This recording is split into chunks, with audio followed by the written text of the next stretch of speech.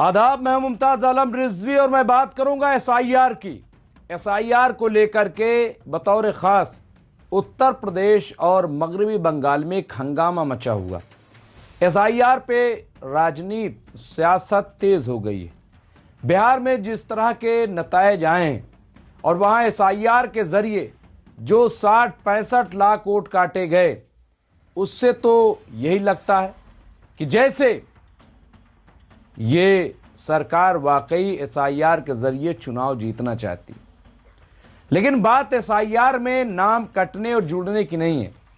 बात यह है कि एसआईआर को लेकर के इतना हंगामा क्यों है, एसआईआर को लेकर के कंफ्यूजन क्यों पैदा किया जा रहा है, एसआईआर इतनी फास्ट क्यों कराई जा रही है। फिर जब देश में अभी तक जनगणना नहीं कराई गई तो एसआईआर क्यों।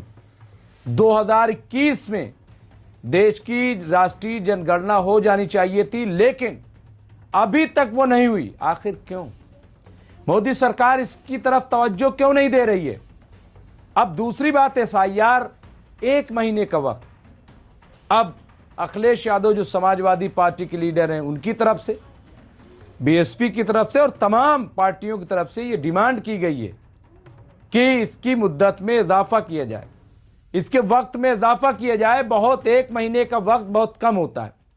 अब इसका असर क्या है? देखिए, ये जो 1 महीने का वक्त है, इसका असर सिर्फ लोगों पे नहीं, वोटर्स में नहीं है, बल्कि जो बीएलओज हैं उन पे बहुत असर पड़ रहा है। बहुत असर इसका पड़ रहा है। वो परेशान है। अब जो खबर आ रही है, अभी मैं देख रहा था कि बंगाल में अब तक 17-18 बीएलओज की मौत हो चुकी है, खुदकुशी कर ली है। लेकिन दूसरी तरफ उनके खिलाफ एफआईआर भी हो रही है। आंगनबाड़ी जो कार्यकर्ता हैं उनके खिलाफ कार्रवाई हो रही है, शोकाज नोटिस जारी किया जा रहा है और एक प्रेशर है। मैं खुद अपना तजर्बा बताऊं, मैं उत्तर प्रदेश का रहने वाला हूं। मेरा ज़िला जो इलाहाबाद से कट के बना है, कौशाम्बी, वो वहाँ मेरा वतन है। मेरी विधानसभा सिराथू है, तैयबापुर का रहने वाला हूँ। वहाँ एक बार बीएलओ आया और घूमकर चला गया। जाहिर सी बात है कि घर घर जाकर के सारे लोग मौजूद नहीं होते, ना कोई डुग्गी पीटी जाती है। फिर क्या हुआ, 3 मरतबा लोग गए बीएलओ के पास। जब जाते हैं तो मुलाकात नहीं होती। कहाँ है? फील्ड में है, वो फील्ड में काम करता है। फिर कहा कि सुबह 8 बजे आप आइए। अब आप देखिए, बीएलओ जो है वो सुबह 8 बजे काम कर रहा है और रात तक काम और फील्ड में काम। प्रेशर है उस पर, दबाव है उस पर, और एक तरफ सरकार का दबाव, दूसरी तरफ अवामी दबाव। अभी मैंने एक बयान सुना, बयान में कहा गया कि अगर बीएलओ नाम काटता है या नाम नहीं डालता है तो बीएलओ को बंद कर दो, घर में मारो पीटो। अब बीएलओ क्या करे? इसमें बीएलओ की क्या गलती है? तो प्रेशर में आकर के बीएलओ की जिंदगी अजीरन हो गई, खुदकुशी करने पे मजबूर हो गया, घबरा गया है। आखिर ये 1 महीने का वक्त, इतनी जल्दी क्या है एसआईआर की? इससे पहले भी एसआईआर होती रही, लेकिन जिस तरह कि यहां जल्दबाजी दिखाई दे रही, समझ से बाहर है कि क्यों ऐसा किया जा रहा है, इसकी वजह क्या है, इतनी जल्दबाजी क्यों है। अब बंगाल में चुनाव है पहले, अगले साल। अब वहां जिस तरह की राजनीति हो रही है, वहां घुसपैठिए भी आ रहे हैं, वहां एसआईआर भी एक मसला हो गई है। अब कह रहे हैं साहब भागा जा रहा है आदमी।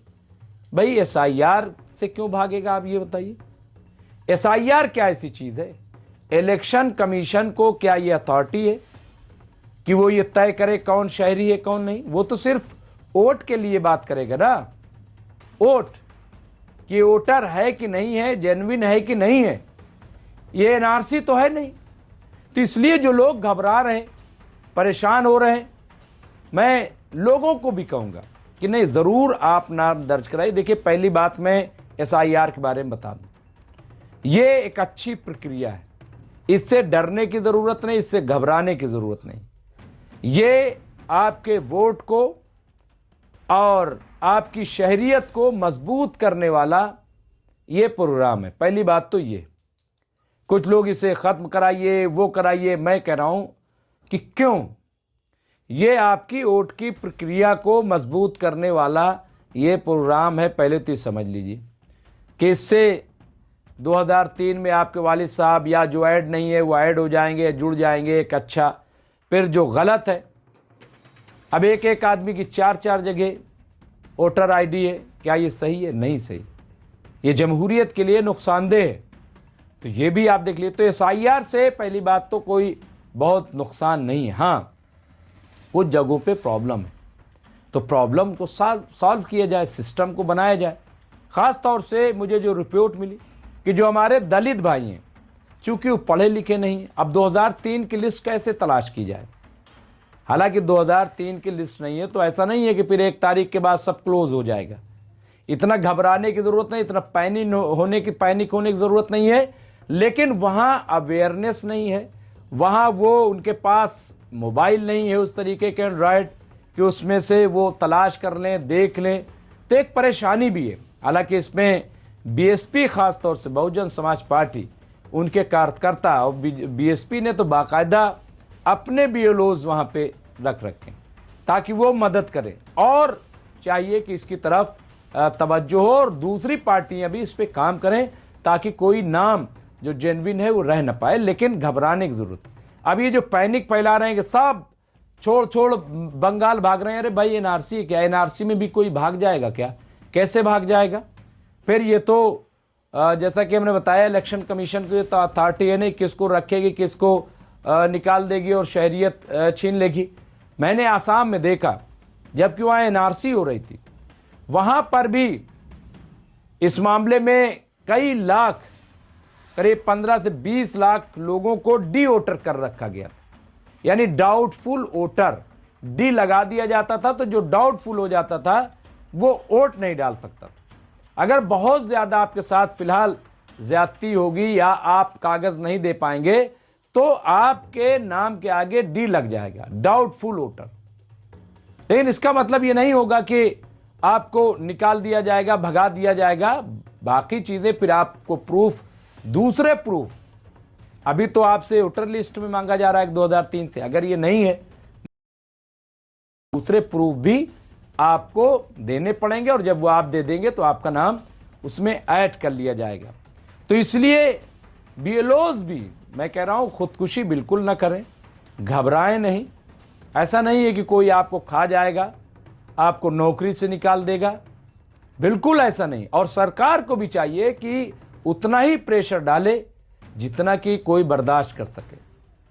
हाँ, अभी मैं देख रहा था, एक ने लिखा, हाँ, उन्होंने तो दर्जनों BLOs के खिलाफ मुकदमा कर दिया। अब आप सोचिए, शो कॉज नोटिस डाल दी।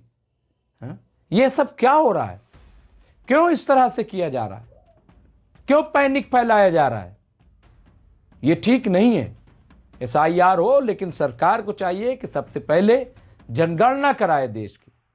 2011 में जनगणना हुई थी, उसके बाद से अब तक जनगणना नहीं हुई। अब कहीं जो है प्रधानमंत्री हमारे 140 करोड़ आबादी बोल देते हैं, कहीं 145 करोड़ बोल देते हैं। भाई कुछ लिमिट है, कैसे ये पता चलेगा भाई कितनी आबादी है, क्या है? तो इसलिए मुझे लग रहा है कि ये बहुत ज़रूरी है कि राष्ट्रीय जनगणना कराई जाए और SIR से घबराने की ज़रूरत नहीं है। और DM हो, जो अफसरान हैं, उनको चाहिए, और इलेक्शन कमीशन जो है आंख बंद करके न बैठे। आंख बंद करके बैठने की ज़रूरत नहीं है, उसे गौर करने पड़ेगा, देखना पड़ेगा, और उसके बाद जो है ये कार्रवाई फुलफिल की जाएगी। इसलिए मेरे ऐसा लग रहा है कि कम से कम सरकार को और वक्त देना चाहिए ताकि और शफाफियत से, देखिए जो काम हो जल्दबाजी में होता है काम तो होता है ख़राब। हमारे यहाँ कहा जाता है कि जल्दबाजी में किया गया काम शैतान काम होता है। और मैं मोदी सरकार को देखता हूँ कि बहुत सारे काम बड़ी हड़बड़ी में कर लिया जाता है। नोटबंदी बस कर दी गई, सारा भारत लाइन में लग गया। जीएसटी जल्दबाजी में लागू कर दिए। अरे कौन सी जल्दबाजी, लॉकडाउन अचानक बगैर कोई किसी तैयारी के लॉकडाउन कर दिया गया है, वो आपने देखा। तो कम से कम एक तैयारी होनी चाहिए, एक मैकेनिज्म बनना चाहिए, देखना चाहिए हमारे पास स्ट्रेंथ कितनी है, कैसे काम होगा। बगैर बीएलओस के ट्रेनिंग के आपने उनको मैदान में आंगनबाड़ी बताइए, वो कैसे करेंगे। अब अभी उसमें नाम तक भरना, कि नाम जो है वो सही सही भरा जाए, गलत ना होने पाए, वो भी तो एक खतरा है।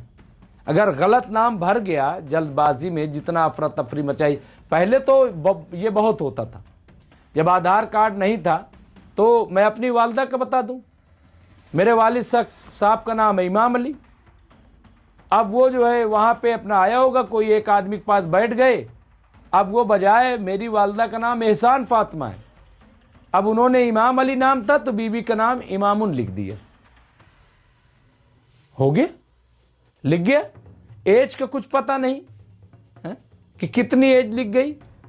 तो ये तमाम ऐसे मसाइल हैं। मैं चाहता हूं कि इस पे सही से काम हो, पैनिक की ज़रूरत नहीं, घबराने की ज़रूरत नहीं है, और ये कोई ऐसी चीज़ नहीं, ये अच्छी चीज़ है और ये होनी चाहिए। बहुत बहुत शुक्रिया। देखते रहिए एमएमसी न्यूज़ इंडिया।